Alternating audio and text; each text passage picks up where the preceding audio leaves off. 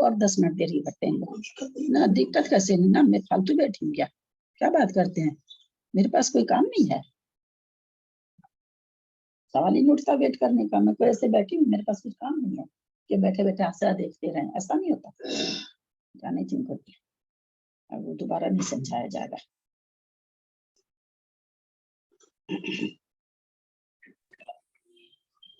सावधान, ओकारं बिंदु संयुक्तम नित्यं ध्यायन्ति योगिना कामदं मोक्षदं चैव ओंकाराय नमो नमः।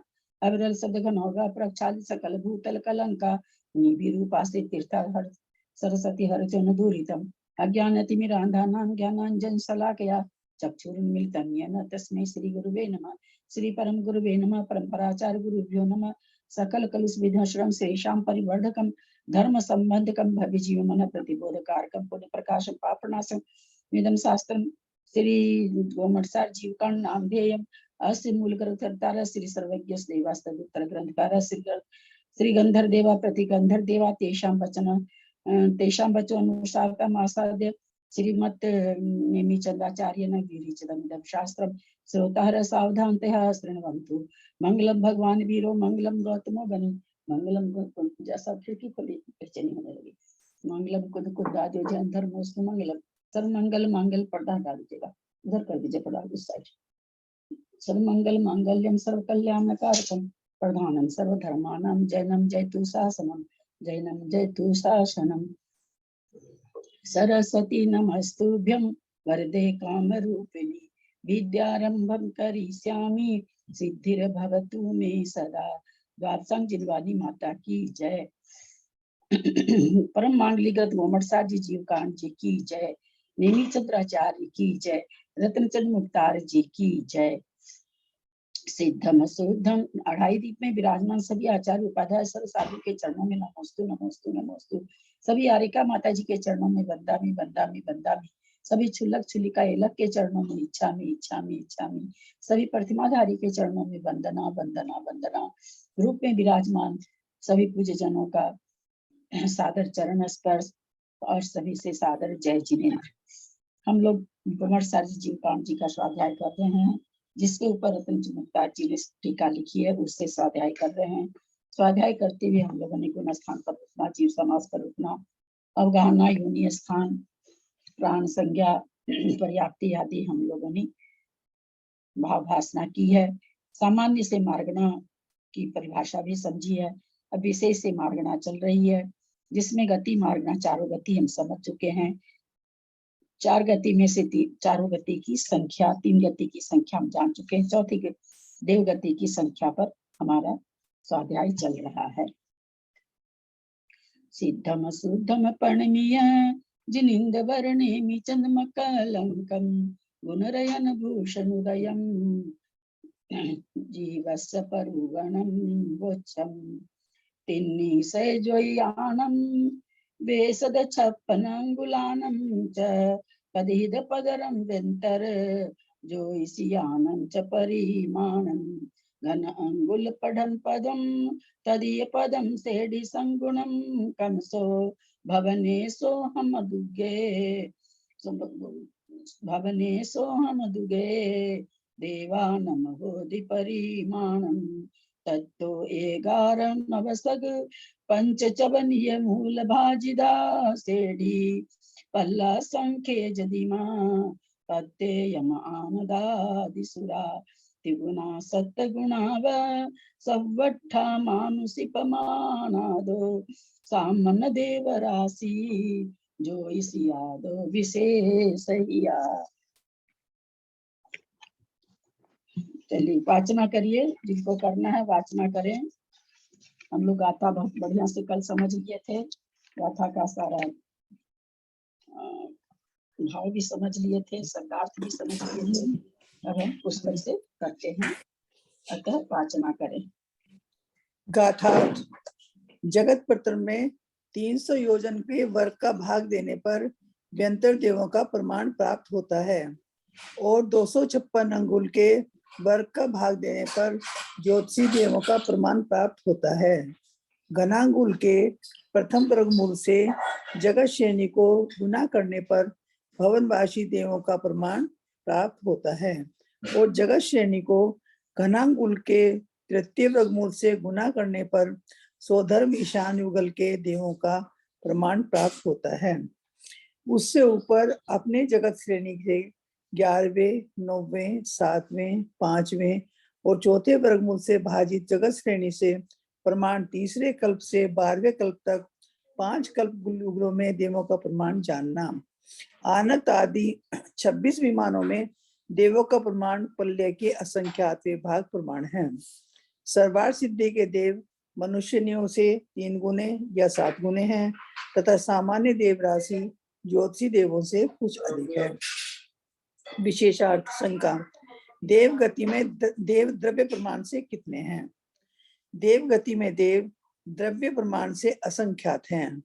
यहाँ असंख्यात से संख्यात और अनंत का प्रतिषेध जानना चाहिए। क्षेत्र की अपेक्षा देवों का प्रमाण कितना है? क्षेत्र की अपेक्षा देवों का प्रमाण जगत पृत्र को 256 अंगुल के वर्ग से भाग देने पर प्रमाण प्राप्त होता है। अंगुल ऐसा सामान्य पद कहने पर यहाँ सूच्यंगुल का ग्रहण होता है। सूच्यंगुल का वर्ग 65,536 प्रत्रांगुल होता है। इससे जगत पृत्र को भाग देने पर देव राशि का प्रमाण होता है। इस प्रकार देव राशि अजगन्यन उत्कृष्ट मध्यम असंख्यात असंख्यात प्रमाण सिद्ध होती है।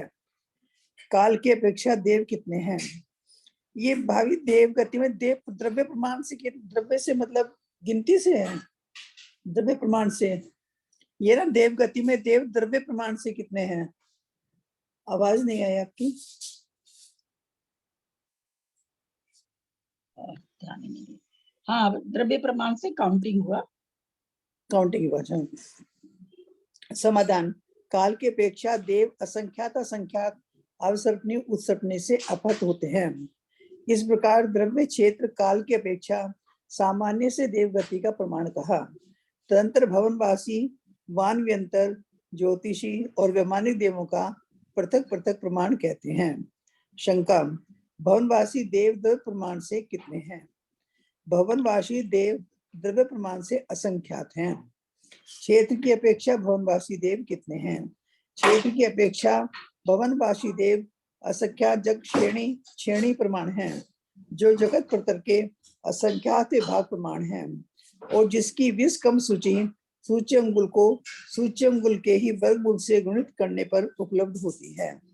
अर्थात सूच्यंगुल को सूच्यंगुल के प्रथम वर्गमूल से गुणित करने पर प्रथम वर्गमूल गुना सूच्यंगुल, प्रथम वर्गमूल गुना सूच्यंगुल, प्रथम वर्गमूल घनांगुल का प्रथम वर्गमूल प्राप्त होता है। यही जगत श्रेणी की विषम सूची है। इस विषम सूची से जगत श्रेणी को गुणित करने पर भवनवासी देवों का प्रमाण प्राप्त होता है। शंका, काल के अपेक्षा भवनवासी देव कितने हैं? काल के अपेक्षा भवनवासी देव असंख्यात असंख्यात अवसर्पणी उत्सर्पणी से अपहत होते हैं। जयपुर वाली सर पढ़ता कहीं भी से नहीं है। बाणव्यंतर द्रव्य प्रमाण से कितने हैं? समाधान, बाणव्यंतर देव द्रव्य प्रमाण से असंख्यात हैं। कल होमवर्क दिए थे ना, कल होमवर्क दिए थे, पता नहीं कोई करे हैं कि नहीं। शंका, क्षेत्र की अपेक्षा बाणव्यंतर देवों का प्रमाण कितना है?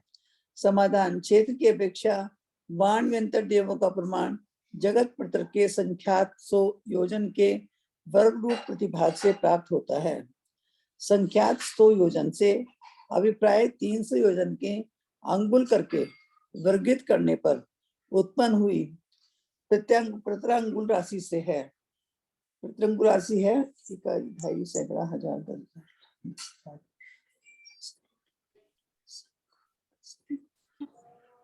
ये जो है ये प्रत्रांगुल की राशि में बताऊं, 53 अरब 84 करोड़ 16 लाख, आगे पता नहीं कितनी भी राशि प्रत्रांगुल से राशि से है। शंका, काल की अपेक्षा बाणव्यंतर देव कितने हैं? समाधान, काल की अपेक्षा असंख्यात असंख्यात अवसर्पणी उत्सर्पणियों से अपहत होते हैं। यदि तिरंजनियों का व्यवहार काल तथोज्ञ संख्यात गुणित 600 योजनों के अंगुलों का वर्ग मात्र हो तो वान यंत्रों का व्यवहार काल 300 योजनों के अंगुलों के वर्ग रूप प्रतरांगुल प्रमाण हो सकता है। यदि पचेंद्रिय तिरंजनियों का व्यवहार काल 600 योजन की अंगुल के वर्ग रूप ही है, गाथा 156, तो वान यंत्र देवों का व्यवहार काल 300 योजन के अंगुलों के वर्ग के संख्याते भाग होना चाहिए। अन्यथा अल्प बहुत्व के सूत्र के साथ इस कथन का विरोध आता है। उक्त व्यवहार काल से भाजित जगत प्रतर वान यंत्र देवों का प्रमाण है। द्रव्यार्थिक न्याय की अपेक्षा स्थूल रूप से ज्योतिषी देवों का प्रमाण सामान्य देव राशि के समान अर्थात 256 सूच्यंगुल के वर्ग से भाजित जगत प्रतर प्रमाण है, किंतु प्रयार्थिक न्याय की अपेक्षा विशेषता है वह इस प्रकार है। वानव्यंतर आदि देव ज्योतिषी देवों के संख्यात भाग हैं। उनमें सामान्य देव राशि को अववर्तित करने पर संख्यात लब्ध आते हैं। उस लब्ध संख्यात का विलयन करके सामान्य देव राशि को समान खंड करके देने पर विलित राशि के प्रत्येक एक के प्रति वानव्यंतर आदि देव राशि प्राप्त होती है। इस वानव्यंतर आदि देव राशि को सामान्य देव राशि में से घटा देने पर ज्योतिषी देवों का प्रमाण प्राप्त होता है। एक कम अधस्तन विलयन से देव अवहार काल को भाजित करने पर प्रतरांगुल का संख्यात भाग लब्ध आता है। उसे देव अवहार काल में मिला देने पर ज्योतिषी देवों का अवहार काल होता है।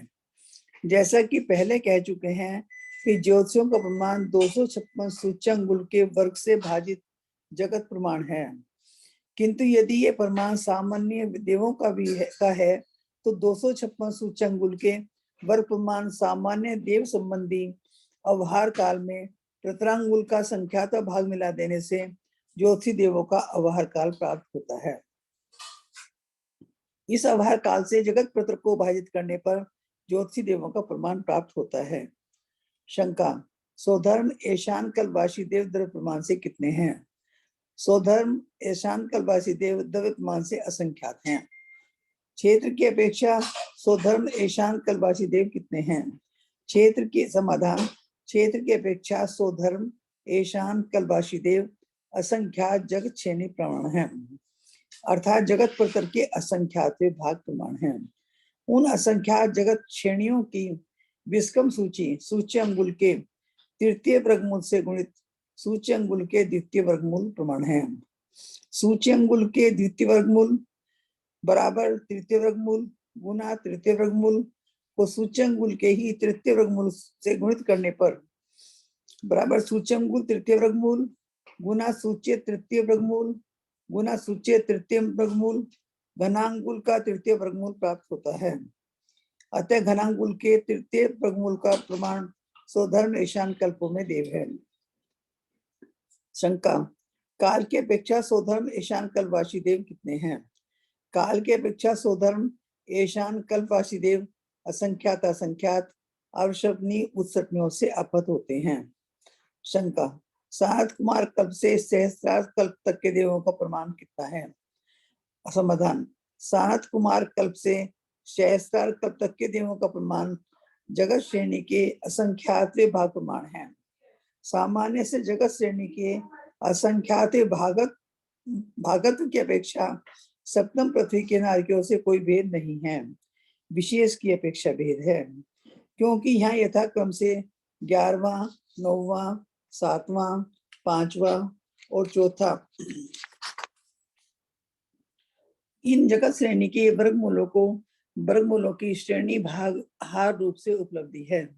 अर्थात सनत कुमार महेंद्र कल्प में 11वें वर्गमूल से भाजित जगत श्रेणी ब्रह्मोत्तर कल्प में 90 वर्गमूल से भाजित जगत श्रेणी लांतव कापिष्ट कल्प में 7वें वर्गमूल से भाजित जगत श्रेणी शुक्र महाशुक्र कल्प में 5वें वर्गमूल से भाजित जगत श्रेणी तथा सत्सतार सहस्त्रार कल्प में चतुर्थ वर्गमूल से भाजित जगत श्रेणी प्रमाण देव राशि है। शंका, आनंद से अपराजित विमान तक के विमानवासी देव द्रव्य प्रमाण से कितने हैं? आनंद से अपराजित विमान तक के विमान वासुदेव द्रव्य प्रमाण से पल्योपम के असंख्यात विभाग प्रमाण है। यहाँ अंतर्मुहूर्त से पल्योपम अपहत होता है। यहाँ अंतर्मुहूर्त का प्रमाण आवली का असंख्यात भाग अथवा संख्यात आवलियां नहीं है। यद्यपि संख्यात आवलियों का अंतर्मुहूर्त होता है, तथापि कार्य में कारण का उपचार करने से असंख्यात आवलियों के अंतर्मुहूर्त होने में कोई विरोध नहीं आता। सर्वार्थ सिद्धि विमानवासी देव द्रव्य प्रमाण की अपेक्षा संख्यात हैं। यहाँ संख्यात का प्रमाण मनुष्यों से तिगुना जानना। इस प्रकार गोमठसा जीव कांड में छठा गति मार्गना अधिकार पूर्ण हुआ।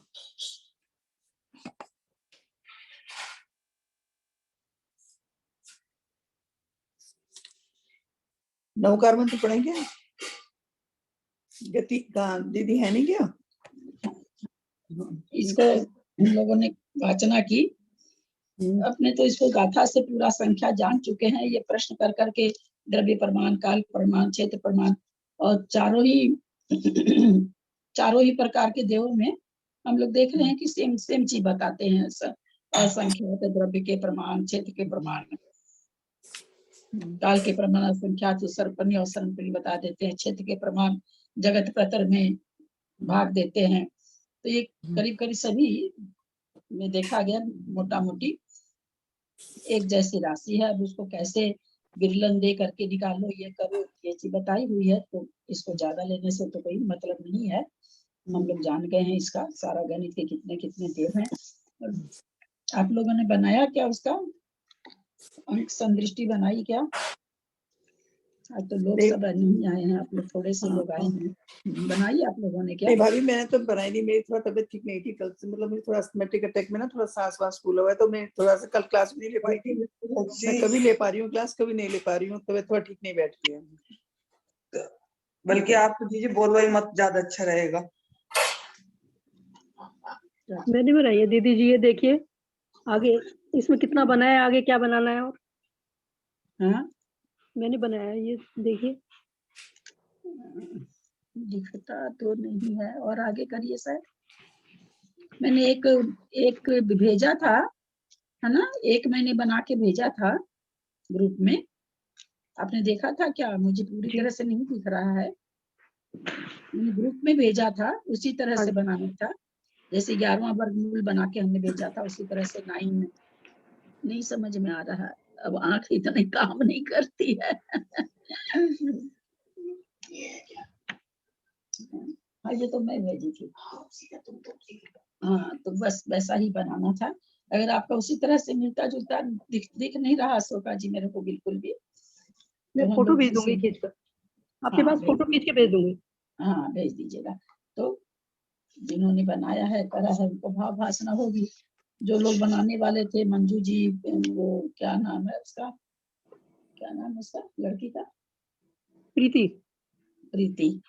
तो वो लोग तो आज आए नहीं है। संडे का दिन है ना, तो हो सकता है लोगों को महाराज लोग के दर्शन करने भी लोग चले जाते हैं, बहुत ये हो जाता है।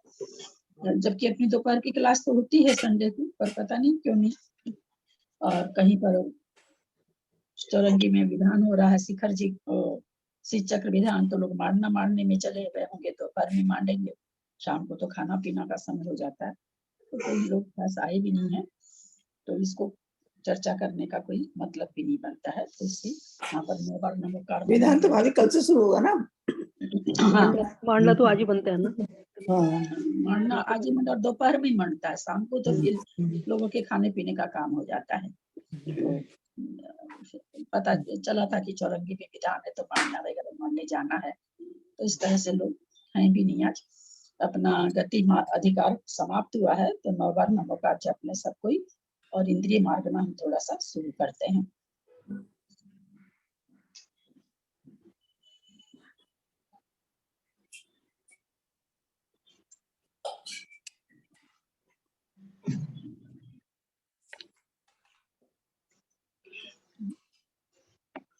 आज तो मतलब पुरुष वर्ग भी नहीं आए हैं, नेमीचंद भाई साहब भी नहीं आए हैं, जेटी भाई साहब भी नहीं आए हैं।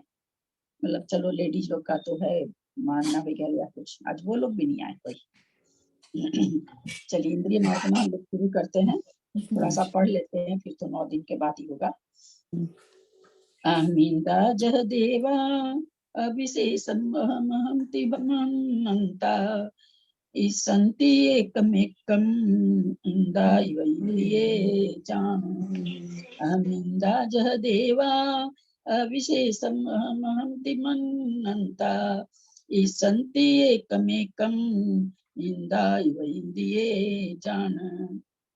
अहमिंदा जह देवा, अहम इंद्र, जिस तरह से देवों में अहमिंद्र होते हैं, अविशेषम अहम अहमति मनंता, बिना मतलब बिना किसी अविशेषम माने बिना किसी विशेषता के, अहम अहम मैं भी इंद्र हूँ, मनंता मानते हैं, मैं इंद्र हूँ ऐसा मानते हैं। ईसंति एकम, इस प्रकार पर स्वयं को पर एकम एक एक अपने को ईसंति इस स्वामी मानते हैं। इंदा वो इंद्रिय जानम, ऐसे इंद्र की भांति इंद्रियों को जानना चाहिए। अहम इंदा जह देवा, अच्छा गाथा उच्चारण नहीं हुआ ना, गाथा उच्चारण करिए, अशोका जी करिए आप।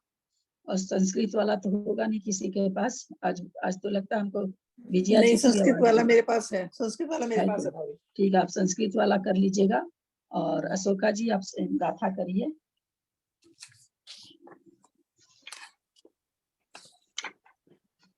पहले पढ़ूंगा था दीदी। हाँ, अहमिंदा जह देवा अविशेषं महंति बनंता ईसंति एकमेकम् इंदा इव इंद्रिये जान। हाँ, मैं संस्कृत वाला पढ़ रही हूँ। मिंद्रा यथा देवा अविशेष महमिति मन्यमाना ईशत्य एकैकमिन्द्रा इव इंद्रियाणि जानीहि। अहमिन्द्रा यथा देवा अविशेष महमिति मन्यमाना ईशते एकैकमिन्द्रा इव इंद्रियाणि जानीहि।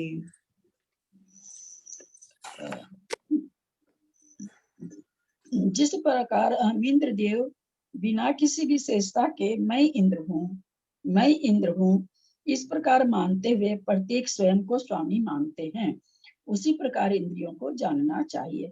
सभी आंख देखने में स्वतंत्र है, वो भी किसी के आगे नहीं झुकेगी, भाई देखना है तो मेरा सहारा ही लेना पड़ेगा। तो इस तरह से इसलिए आंखों को इंद्रियों को इंद्र भी कहा जाता है। चलिए विशेषार्थ पढ़ें। पढ़ूं दीदी? हाँ पढ़िए। जिस प्रकार गाथार्थ, जिस प्रकार अहमिंद्र देव बिना किसी विशेषता के मैं इंद्र हूँ इस प्रकार मानते हुए प्रत्येक स्वयं को स्वामी मानते हैं, उसी प्रकार इंद्रियों को जानना चाहिए। विशेषार्थ, इंद्र सामानिक आदि भेद न होने के कारण कल्पातीत, ग्रेवैक आदि विमानवासी अहमिंद्र देवों में परस्पर कोई विशेषता नहीं है। अतः अपने अपने व्यापार में मैं ही हूँ ऐसा स्वतंत्र रूप से अपने को मानते हुए प्रत्येक पृथक पृथक स्वामी सेवक की अधीनता रहित प्रवर्तते हैं। इसी प्रकार हीनादिकता के भेद से रहित स्पर्शन आदि इंद्रियां भी अपने अपने स्पर्श आदि विषय को ग्रहण करने में मैं ही हूँ ऐसा अपने आप को स्वतंत्र मानते हुए दूसरे की अपेक्षा बिना प्रत्येक इंद्रिय स्वामीपने से वर्तन करती हैं। स्पर्शन इंद्रिय को अपना स्पर्श रूप विषय जानने में रसना इंद्रिय की अपेक्षा नहीं रहती। इसी प्रकार रसना आदि इंद्रियां भी अन्य इंद्रियों की अपेक्षा रहित अपने अपने विषय को स्वभाव से जानती हैं। इंदन अर्थात ऐश्वर्यशाली होने से यहाँ इंद्र शब्द का अर्थ आत्मा है और इंद्र आत्मा के लिंग चिन्ह को इंद्रिय कहते हैं। जो इंद्र नाम कर्म से रची जावे वह इंद्रियां हैं। इंद्रियां अपने अपने नियत विषय में ही रत हैं, अर्थात नियत विषय में ही व्यापार करती हैं। अतः संकर और व्यतिकर दोष से रहित हैं। अपने अपने विषय को से विषय कहते हैं। उसमें जो निश्चय से अर्थात अन्य इंद्रियों के विषय में प्रवृत्ति न करके केवल अपने ही विषय में रत हैं, वे इंद्रियां हैं। अथवा अपनी अपनी वृत्ति में रत हैं, वे इंद्रियां हैं। इसका स्पष्टीकरण यह है कि एक मिनट,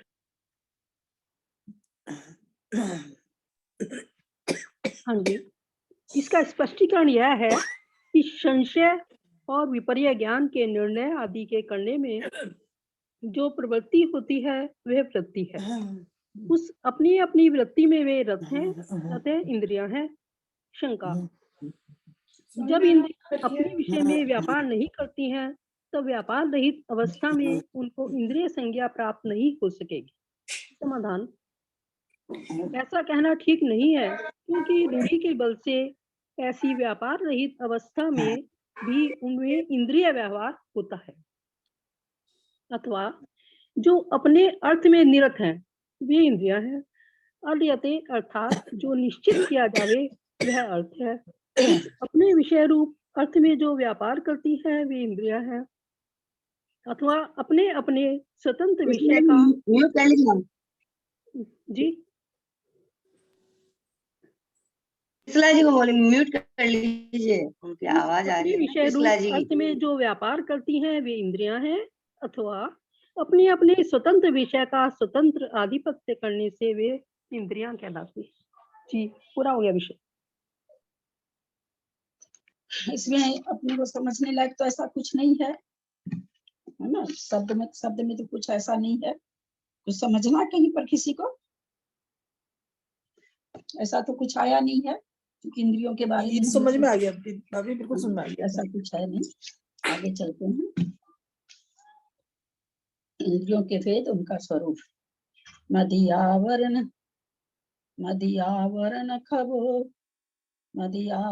खबो सम्मुत विशुद्धि तज्जबो भाविन्द्रियं तु दव्वं देहु उदयज देह चिन्नम तु मदियावरण खबो सम्मुत विशुद्धि तज्जबो भाविन्द्रिय तु दव्वं देहुदयज देह चिन्नम तु। करें कथा को उच्चारण करें। मंजू जी आप कर लीजिए, वो संस्कृत वाला कर लेंगी त्रिशला जी। मदि आवरण खबो समुत्थ विशुद्धि तज्जबो वा भाविन्द्रियं तु दब्बं देहु दहज देह चिन्नम तु। संस्कृत वाला पढ़ लीजिए। हाँ, पढ़ती हूँ ना। मत्यावरण समोथ विशुद्धि तज्बोधो वा भावेन्द्रियं तु द्रव्यं देहुदेज देह चिन्हं तु मत्यावरण समोथ विशुद्धि तज्बोधो वा भावेन्द्रियं तु द्रव्यं देहुदेज देह चिन्हं तु। मदि आवरण खबोव, मति ज्ञानावरण करण के क्षयोपशम से। मदि आवरण खबोव, मति ज्ञानावरण के करण के क्षयोपशम से। सम्मुत उत्पन्न हुई विशुद्धि मति ज्ञानावरण करण के क्षयोपशम से। म्यूट कर लें, किन्हीं की आवाज चू आ रही है। मति ज्ञानावरण करण के क्षयोपशम से समुत्थ विशुद्धि उत्पन्न हुई विशुद्धि और तज बोहो बा एवं तज बोहो, तज माने उसी से उत्पन्न हुआ, बोहो माने ज्ञान। किससे? मति ज्ञानावरण के क्षयोपशम की विशुद्धि से और उसी से उत्पन्न हुई विशुद्धि। समुत्थ विशुद्धि, उसी से उत्पन्न हुई विशुद्धि। और तज बहुबा, और उसी से उत्पन्न हुआ ज्ञान। भाव इंद्रियम, भाव इंद्रिय है। मति ज्ञान आवरण के क्षयोपशम के से उत्पन्न हुई विशुद्धि और उसी से उत्पन्न हुआ ज्ञान भाव इंद्रिय है, भाव इंद्रियां है।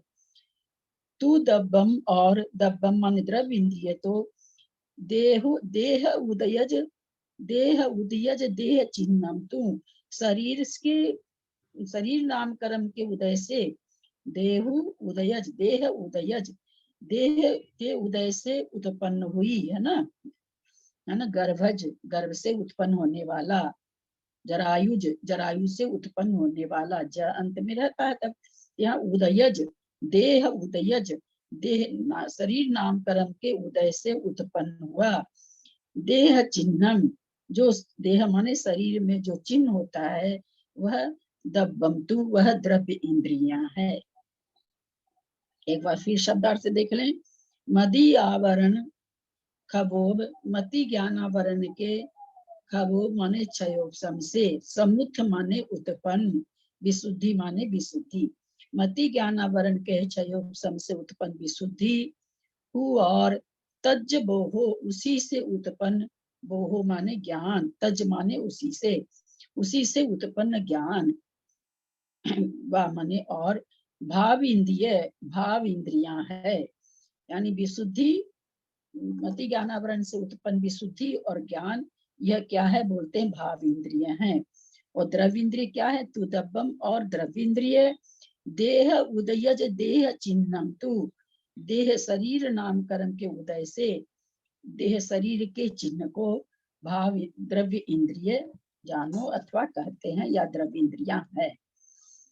गाथार्थ देखें। मति ज्ञान आवरण कर्म के क्षयोपशम से उत्पन्न हुई विशुद्धि एवं उससे उत्पन्न हुआ ज्ञान भाव इंद्रिय है। यानी ज्ञानावरण, मति ज्ञानावरण के क्षयोपशम, जैसा जैसा क्षयोपशम है ना, जैसा जैसा क्षयोपशम रहता है उसी हिसाब से विशुद्धि होती है। और उसी हिसाब से हम लोग कहते ही सारे दिन भाई इनके ज्ञान का क्षयोपशम बहुत अच्छा है, इनके मेरा ज्ञान का क्षयोपशम बहुत ही कम है, हम लोग हमेशा बोलते रहते हैं इस तरह की बात। तो मति ज्ञानावरण कर्म के क्षयोपशम से उत्पन्न हुई विशुद्धि, और विशुद्धि से उत्पन्न हुआ ज्ञान। अब यहाँ पर क्या कह रहे हैं कि जो ज्ञान किसी का क्षयोपशम बढ़ रहा है वह क्या चीज से बढ़ रहा है? मति ज्ञानावरण के क्षयोपशम से तो विशुद्धि बढ़ रही है, और विशुद्धि से ज्ञान बढ़ रहा है।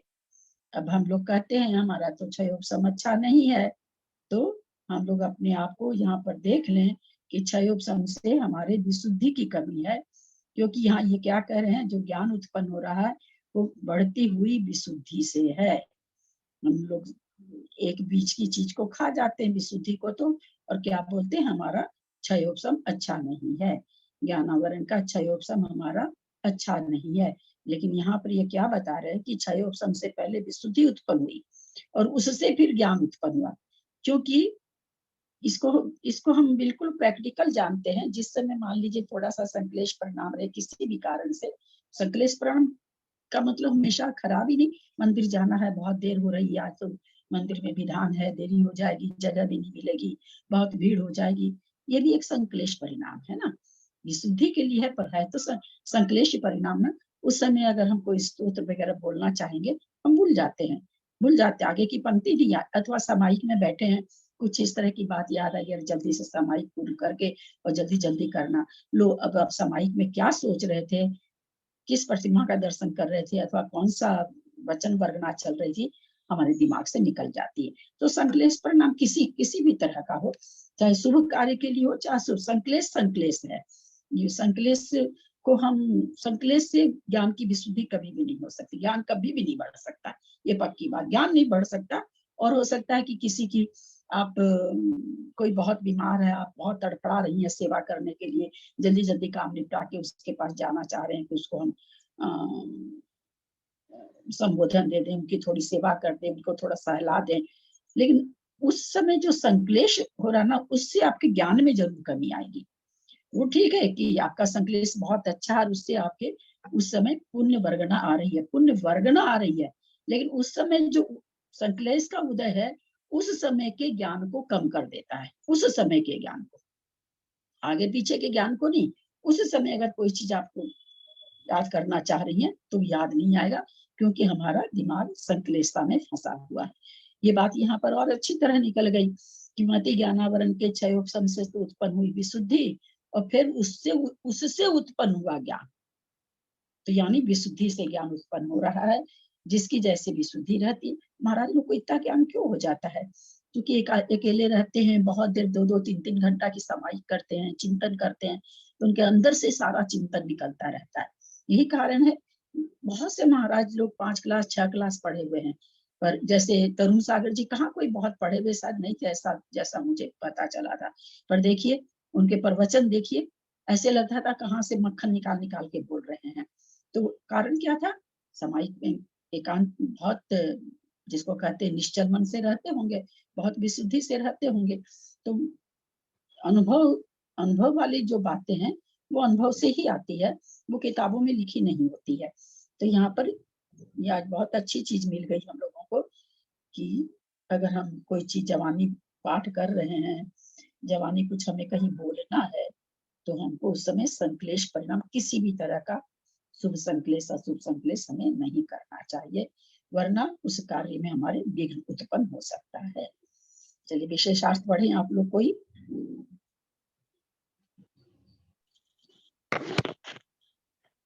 इंद्रियों के दो हाँ? इंद्रिय मति ज्ञानावरण और वीरांतराय कर्म के क्षयोपशम से आत्मा में विशुद्धि अर्थात अर्थ ग्रहण करने की शक्ति उत्पन्न होती है। उस अर्थ ग्रहण की शक्ति को लब्धि कहते हैं। लब्धि को योग्यता भी कहते हैं। उस विशुद्धि के द्वारा अपने विषयभूत अर्थ ग्रहण रूप व्यापार उपयोग है। लब्धि और उपयोग ये दोनों भावेंद्रियां हैं। चैतन्य की पर्याय भाव है और उस चैतन्य का लक्षण अथवा चिन्ह भावेंद्रियां हैं। जाति नाम कर्मोदय सहित शरीर नाम कर्मोदय से शरीर में स्पर्शन आदि भावेंद्रियों के चिन्ह स्वरूप द्रव्येंद्रियां हैं। उद्गल द्रव्य की पर्याय रूप इंद्रिया द्रव्येंद्रिय हैं। यहाँ पर भाव इंद्रिय हम लोग जानते हैं, तत्वार्थ सूत्र में आया है लब्धि उपयोग भाव इंद्रिय। हमको कोई चीज मान लीजिए, जैसे किसी को बहुत अच्छी एक बार में, बहुत से ऐसे हैं अकलंक भट्ट, ऐसा नहीं है कि एक अकलंकित है, बहुत है। ये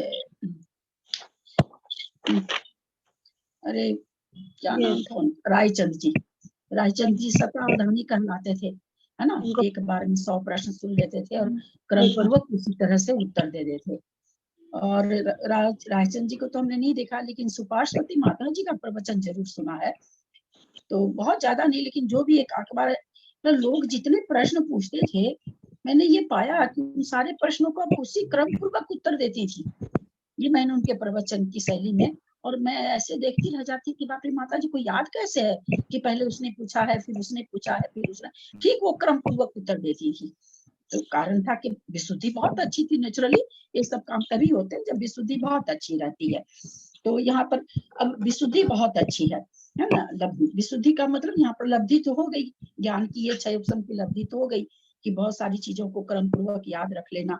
लेकिन जब वो हमारे अंदर है, लब्धि पड़ी हुई है, हमें पता कब चलता है या उसका क्या होता है, जब हम उपयोग में लेते हैं उस चीज का, उस ज्ञान को जब हम उपयोग में लेते हैं।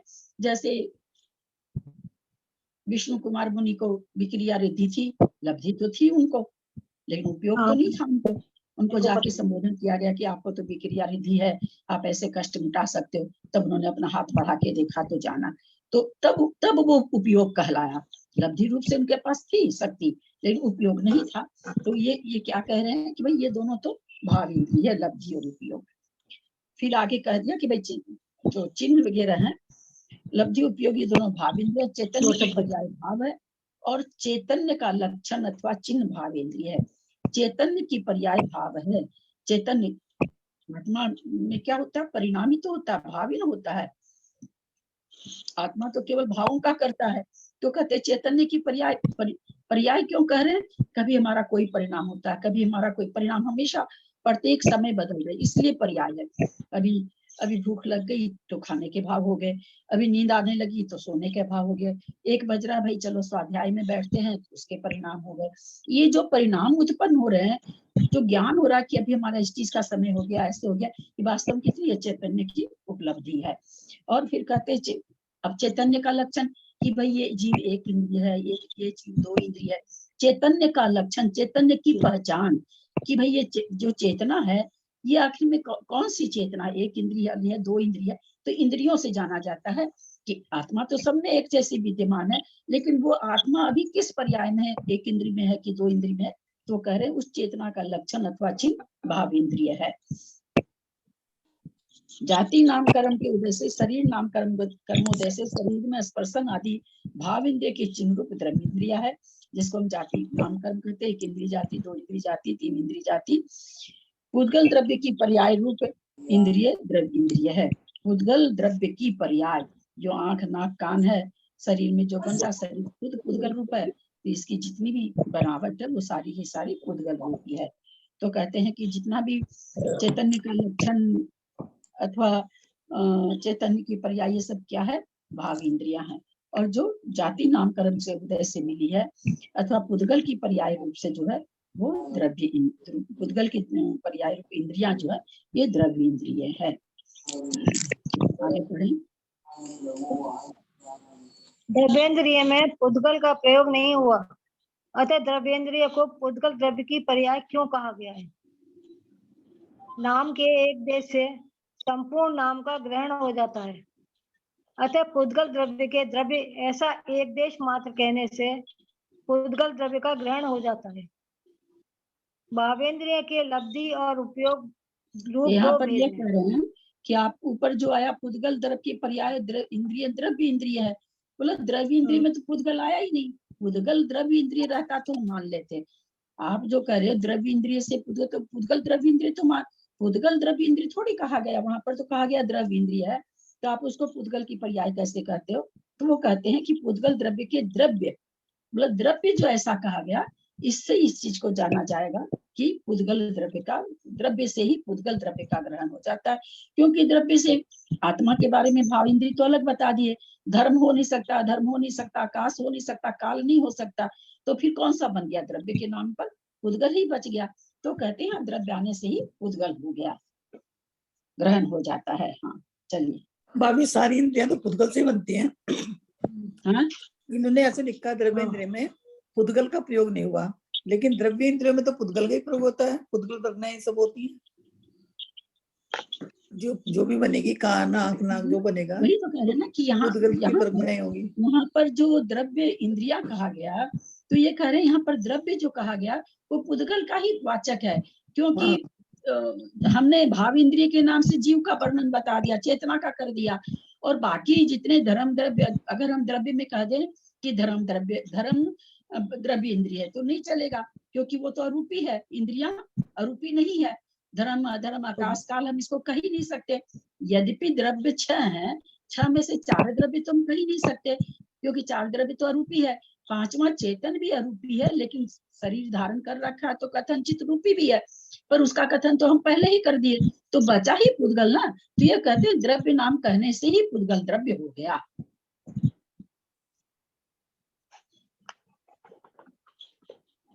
भावेंद्रिय के लब्धि और रूप 2 भेद हैं।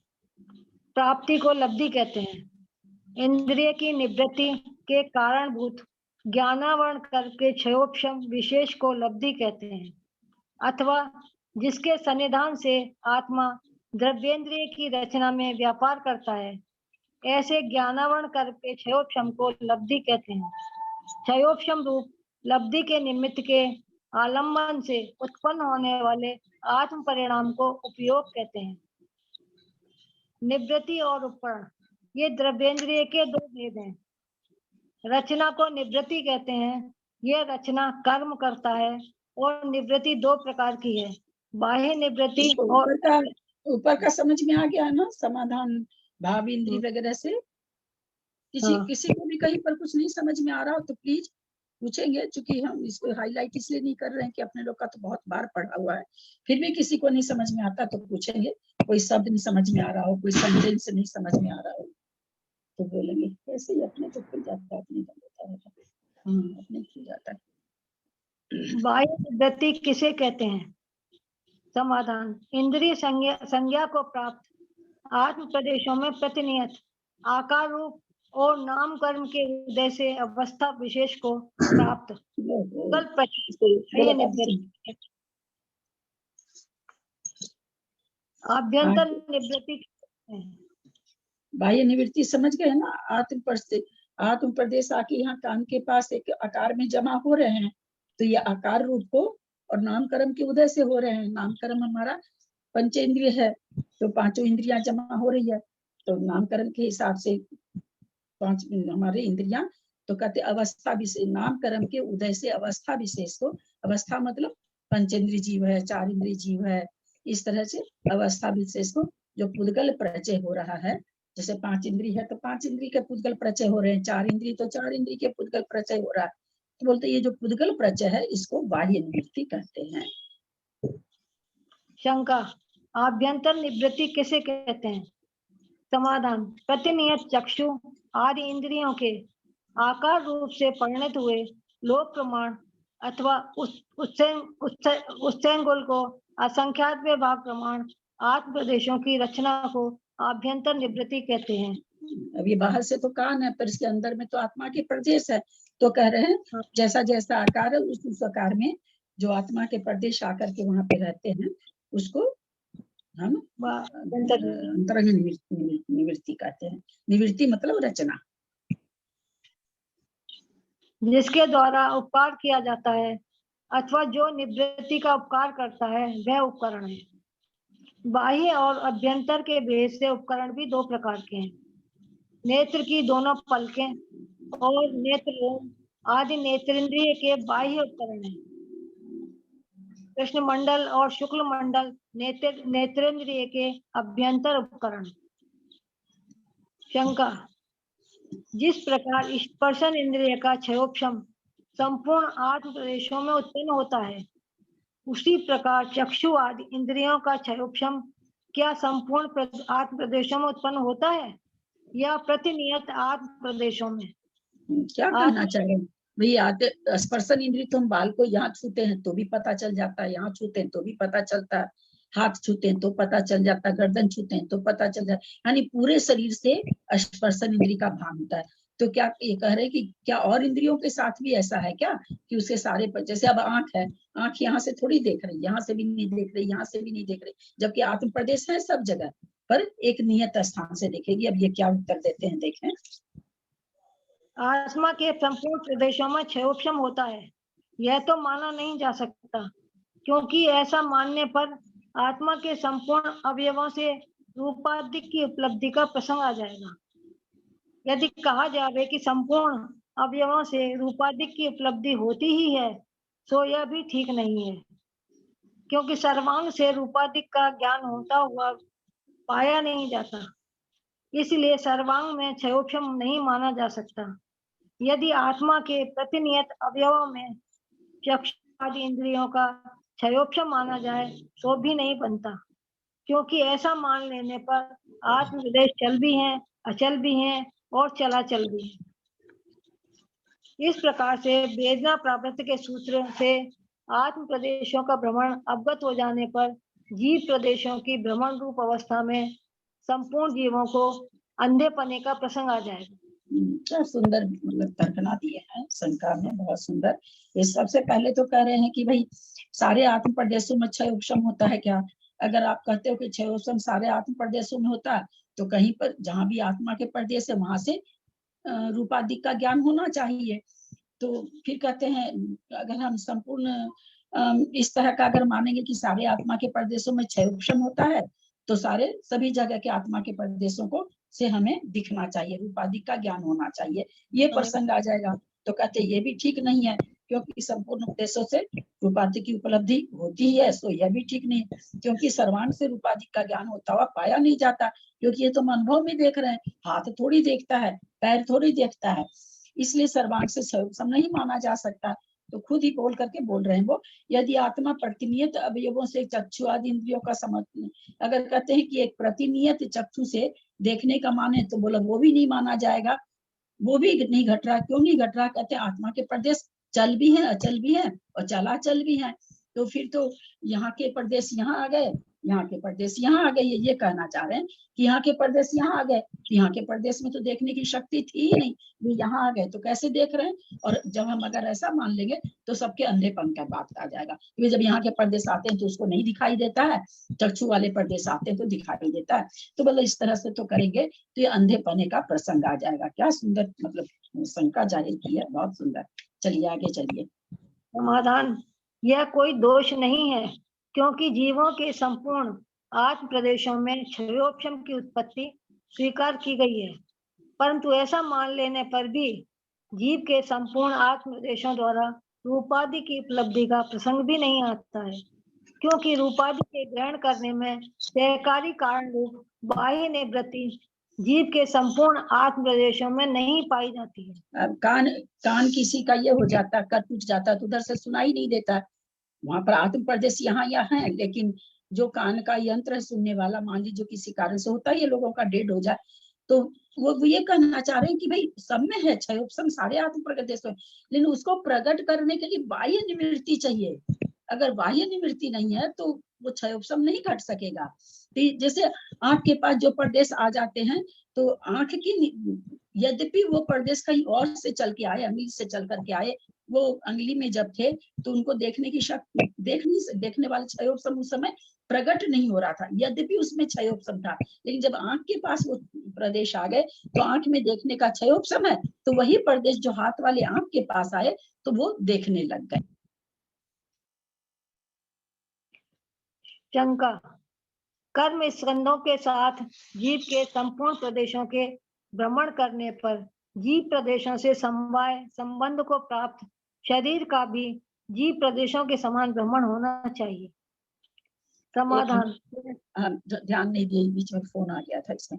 कर्म स्कंधों के साथ जीव के संपूर्ण प्रदेशों के भ्रमण करने पर जीव प्रदेशों से समवाय संबंध को प्राप्त शरीर का भी जीव प्रदेशों के समान भ्रमण होना चाहिए। बोला आप कर्म प्रदेशों को अगर कहते हैं कि जीव के साथ संपूर्ण इसमें भ्रमण कर रहे हैं, क्योंकि कर्म प्रदेश करते हैं, तो फिर तो शरीर भी एक कर्म ही है ना, शरीर भी तो एक तो नाम कर्म है, तो इसका भी भ्रमण मारिए आत्म प्रदेशों के साथ में, ऐसी शंका करते हैं। चलिए।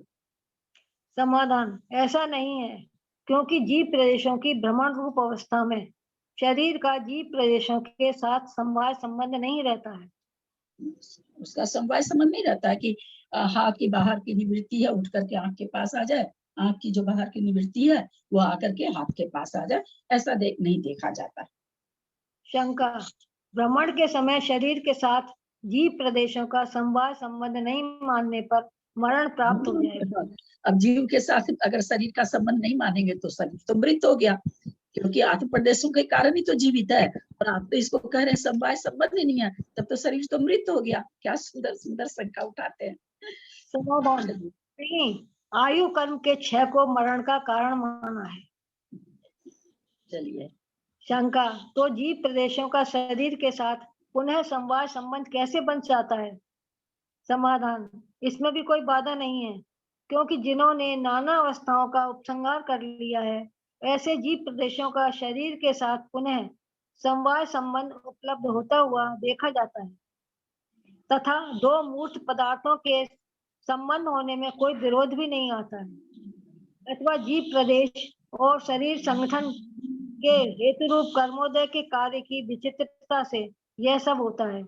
जिसके अनेक प्रकार के कार्य अनुभव में आते हैं, ऐसे कर्म का सत्य पाया ही जाता है।